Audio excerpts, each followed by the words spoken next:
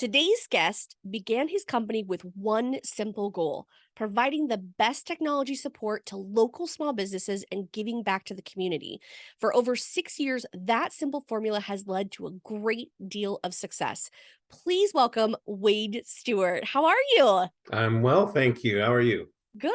I'm Excellent. excited to talk today about Mhm. TechMasters Computer Services because I feel like we all struggle in the technology world. There's a lot of stuff to learn, there's a lot of stuff to know, and it's just overwhelming. Let's be honest. There's just too much. Right. So, we're going to dive into one of the biggest things that is affecting small businesses today, and that is really the costs of maintaining and upgrading our technology. Because we all need technology. I mean, for the last couple years, that was a huge thing for all of us. Like, if you didn't have it, you had to wait a while to get it. So, That's right. let's dive into that. What do you see in your business as one of the biggest things that affect small businesses?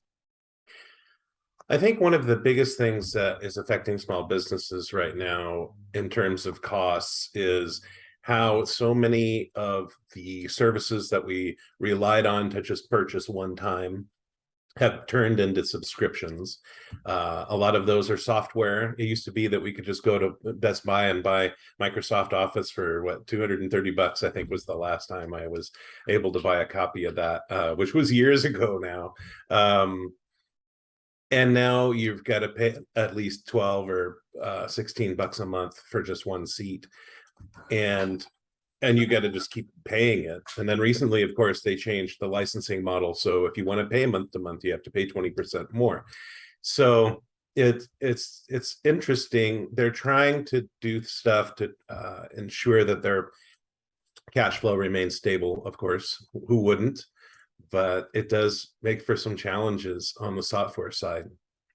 I've noticed that too, that things that I would normally pay like a 1-year licensing fee, it's now shifted to, if you, of course, you can still pay annually, but if you want to pay monthly, it's more expensive. And it's interesting that people have shifted. I mean, of course, being business owners ourselves, we understand that, but it doesn't make it any easier because we're like, grr, as well as there's probably restrictions too of like if you are reselling those products as your business is, there's probably all sorts of restrictions and things that you have to do, like in the insurance industry.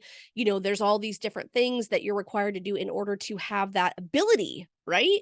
Right, exactly. We do a lot of work for law firms, and it used to be, well, law firms require a database of all of their cases and take notes in them, and structured notes, and being able to clock their time for your paralegals, your clerks, and everybody else. So it's a really intensive database system. And for years, uh, only the highest end firms had these databases in house. So they'd actually have a server running some software and have all these backups, and kind of a big deal, even for as little as a 2 or 3 attorney office. So now you've got most of all of those providers have all moved to the cloud, Wow. and they have structured the requirements for the on-premise, is what we call having a server in your office. The on-premise stuff, they raise the requirements so high that you practically have to replace the server every 2 to 3 years, which is unheard of because it used to be you relied on a server for 12 years. So it's stunning that those ones are pushing you away and forcing you onto these cloud ones. But at the same time, these cloud ones offer an opportunity to save money, especially in those cases where you have these line of business software like caseload management and those kinds of things in different firms like accounting. They're going to the cloud. But you have these opportunities to save on having to buy that server all the time, and do the updates. And, I mean, not to shoot myself in the foot, but you don't need an IT guy to keep all those updates done because the manufacturer of the software takes care of it, and all the updates are automatic. So you do have to kind of weigh that cost benefit. And how do you do that? I mean, what's the best way? Because I feel like as soon as you buy a new piece of technology, I feel like 5 minutes later it's out of date or there's something new, new bells, whistles, whatever the case may be. But is there a rule of thumb about how often we replace technology? I know that myself, I love my computers. I keep them around for way too long. I affectionately call them my dinosaurs. But then they die or something happens to them. And then I'm like, oh my gosh, I need a new computer now. Yeah. What's the rule of thumb for that? Yeah, for your dinosaurs, that meteor is coming. And hopefully it doesn't I take love them that. all out. And it does at the most inopportune time. That meteor comes and I'm toast. It really does. And they always say Murphy's Law, right? Totally. Whatever can happen wrong is going to happen at the most inopportune time. So taking control is, and I know you've spoke about this on your podcast before, but tracking your costs, right? And compartmentalizing them and making sure that you understand where your money's going. That's incredibly important. So when you get a new piece of hardware in, you note when you got it and how much you paid for it. And then every single one of those is tracked so that you can kind of get a feel for how long it'll be before I have to replace it. And it does help to figure out if it's worth repairing or not, because it does get a little long in the tooth. Parts become harder to find. In many cases, like laptop parts, they're disappearing within 2 or 3 years, which is stunning because really it should hang around for 6 years. But they're going through so many iterations on improving the products that they're not compatible anymore. So, and software is not much different. A lot of those updates are happening. So tracking those costs is really key, and noting when your renewals come up, because they're always on a 1-year cycle, right? Well, the best time to ask for a cut is about a month before your renewal comes up, because then they know that you are paying attention and you're calling and say, this product's been great, but how can I get the best price for my renewal? What can I change? What can I do? And that's the element of time, right? And preparing for, if you knew that your laptop is going to die in the 6th year on average, then on year 5 you can start shopping and you can find a great deal. But if you wait till the last minute, yep, you're right, you guaranteed you're going to pay an arm and a leg. And be stressed out too, because you're going to start sweating when your computer doesn't turn on. And here's one thing that I mean, I don't know if anybody else is like this. I hope I'm not alone. But when you have to get something on your computer fixed and you pull up, for me, it's a Mac. So I pull up my little Apple and it says that, you purchased this computer in 2015 and you're like, no, it hasn't been that long. It is amazing how fast time goes by from when you purchase a computer to like when something pops up and you're like, oh my, no, I didn't purchase it that long ago, but you really did. So I love that idea of tracking it because you're right. It keeps it front of mind and you're not stressed out when you're trying to find whatever it is you need, because it's not, you're not going through the cold sweats of like, oh my gosh, I need this tomorrow for a Zoom meeting or whatever the case may be, because you're planning ahead. And I mean, that's better in every aspect of our business is to plan ahead. So I'm glad you mentioned that tracking piece. Do you just do that on a spreadsheet? Is that the best way to do that? For most people, I would say, yeah, that's a spreadsheet's great. One of the things we do for our clients is we have an asset tracking component. So any of the machines that are under our care will automatically grab the date in which it was booted up for the first time, because all the computers keep track of those things. So we just ping the computer, say, hey, when did you start to life? When were you born? And then we log that in. And then we might ask the client, if we didn't buy it for them, we'll ask, well, how much did you pay for it? Because we just want to track that for your benefit. And it's helped a number of companies, because they'll contact us and say, I'm ready to do my property tax filing. Some states and counties require that. And so you have to produce a record of all the equipment and furniture in your business so that you're taxed on it. And that it makes it very easy to ask somebody like us to produce that for them. Oh, that's such a good idea. I didn't even think about that. But you're Mhm. right. You're in that tax rush of like, oh my gosh, when did I buy my computer? Yeah. That is an awesome service that you guys provide.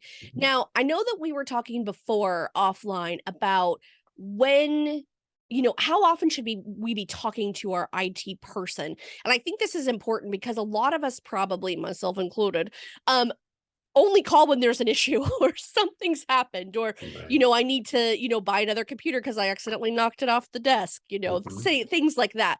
What's your recommended advice on that? I think having a relationship with an IT professional is really important in the growth and longevity of your business. There are so many things that happen in business that will have an IT impact, or an IT impact will have the IT will have an impact on some of the decisions for your business. So one case is you want to move your office. You want to just pack up all your stuff and move over there. Well, does your office have internet? Did you know that for that particular location, you may be waiting 45 days for it? Do you and little things like that that could be concern, or you have a server that you're bringing along, but all the power is rated for lower usage, and you could run the risk of flipping the breaker and having that server shut off at a very inopportune time. So there's a lot of things that we can help plan. Business growth. If you wanted to get into your business development and say, you know what, I think we want to start supporting this related product, or this, we want to start serving people in a different related field. You might have extra requirements for the software that that field requires for your hardware. So you'll have to have a little bit of forethought. We like to engage our clients at least once a year, and we call it the state of IT report, and we come in with a report of everything that we've reported and everything that's happened, and then we ask questions like, are you planning on growing your business this year? Do you want to add some more employees? Do you have to let some go? These are all things that if we knew, we can help you make really good decisions. And again, the factor of time. When you can plan for something, you can save money and make better decisions. Well, and I like the fact that you brought up about employees, because a lot of times we as entrepreneurs know that we need some help, but it's like, when do you bring that person on, and what pieces of technology do you provide for them, and at what cost? Because again, that's a cost that has to factor into it. So for your clients, when they are either adding or subtracting employees, what does that process look like when they reach out to you and say, hey, here's what we've got going on? I'm really excited to talk about this because I think this is something that affects us all as having employees. So what's kind of the process for that? Well, I think it requires a step back, and we try and engage with our clients first to say, what is your onboarding process? How do you bring somebody on? Are they training with somebody in particular? Are they doing these different kinds of things? Do you like to shuffle computers around so they get the oldest one, or maybe they get the newest one, depending on the culture of the business? And we try and engage with them, and then from that we create a checklist that will inform us on all the steps that we need to take, what software we need to do, what accounts we need to create. We always encourage businesses to not share accounts. Make sure that everybody has their own account to reduce the risk of cyber crime or accidents, really. And that really helps to inform them, and of course getting that information at least a week ahead of time, especially if those clients have us buy hardware. So we need to get ahead of that. Again, with that time, we can choose more wisely and make better economical decisions on what we purchase. Well, and I have heard horror stories of businesses that have kept all their passwords and usernames because they all share one account on a spreadsheet, for example. Mm. Well, then if that person leaves or there's new people that join, it's like this community spreadsheet of passwords, which, I mean, honestly, somebody could probably get access to that spreadsheet that shouldn't have access to it. or that could lead to, employees taking a copy of that spreadsheet with them or whatever the case may be. What's your recommendation for security when it comes to employees? Because I think that's something that small business owners hesitate to add employees because, of course, we are going to take care of our business like it's our baby, but giving that to someone else to hold our baby sometimes can be really uncomfortable. So what are some things that you suggest if we are going to be bringing on additional employees or maybe even a first employee? I think the key is to use a password manager, and you would have a password manager account for maybe not necessarily each of your employees. You can do things like get a paid one, and then they all use a free one that you share accounts with, but you don't have to share the password necessarily. So that can be really helpful. We offer a service where you can use a password manager where all of your employees use their own accounts. And if somebody is terminated, they get blocked out of that a gateway, if you will, to all the accounts they've been accessed to. And then we could even produce that set of credentials to the employer to go ahead and close out things if they want to, or we can close them out on our own, whichever they're more comfortable with, to make sure that the business is secure and not under threat of an employee might disgruntled employee might want to act negatively. But Yeah, I was just going to say that, or a hostile takeover, if you will. Well, and maybe even the option to forward those emails to you as the business owner or another employee in your business so those emails aren't getting missed, right? right, we have a client that's over 100 people, and their offboarding process includes forwarding mail to a particular person for a certain period of time, and then the process we've had with them after a month. The process says, okay, ask the client if they want to close that mailbox, and so it doesn't cost them any more money, or leave the mailbox open, or just take the mailbox and save it to a file and give that to them and then close it out. So we have lots of options for that. I love that you mentioned, okay, so we talked about the onboarding process, which I feel like a lot of people are like, yep, got to train my employee. But I'm glad that you mentioned the offboarding process because it's something that just like clicked in my brain. I don't know why I didn't think of it before. And I'm sure other people probably thought the same thing as me, but it's like, oh my gosh, you've got to have an offboarding process for all these people because maybe you're in the heat of the moment and you have to let somebody go because they made the wrong decision and that, put some things in jeopardy. And that's such a heated situation. You've got to have this process in place so you can get all the things checked off so you don't leave yourself open to potentially something, else coming in that you're not even aware of, right? Yeah, absolutely. We've got the emergency situations that which we encourage employers to have regardless of their size, because you really don't know what could happen. It would be nice if we could just assume that everybody's good and they'll always be good, but we have to trust and verify, right? So we Right. have to protect ourselves, but and then we can trust them to do what they want and do what they have to do, no problem. But if something should happen, we have a plan in place, which is so important. So yeah, that offboarding process is very key to closing down accounts, making sure that we recover any hardware that employee had been issued, like a laptop, a cellular phone, or any number Or of a other tablet. items. Yeah. Yep. So Yeah, it's that's very something to important. think about. As well as, Mhm. like, you would remember, get their key to the door, but maybe you're like, "Oh, yeah, they have a tablet that we need to get back because that has access to all the things." Now, if they have something like that, like a tablet or a laptop or something, is it possible to not necessarily shut access to that down, but pause it? Or that's probably not the right terminology, but so that way, if there is an emergency situation and you do have to let someone go, you can pause it and then get the hardware back when they bring it back? Is that a thing? Absolutely. There are ways we have it within our systems, and you can purchase or activate things, like on your Mac, you've got Find My Mac, and Yeah. if your Mac's not findable, you blast it, right?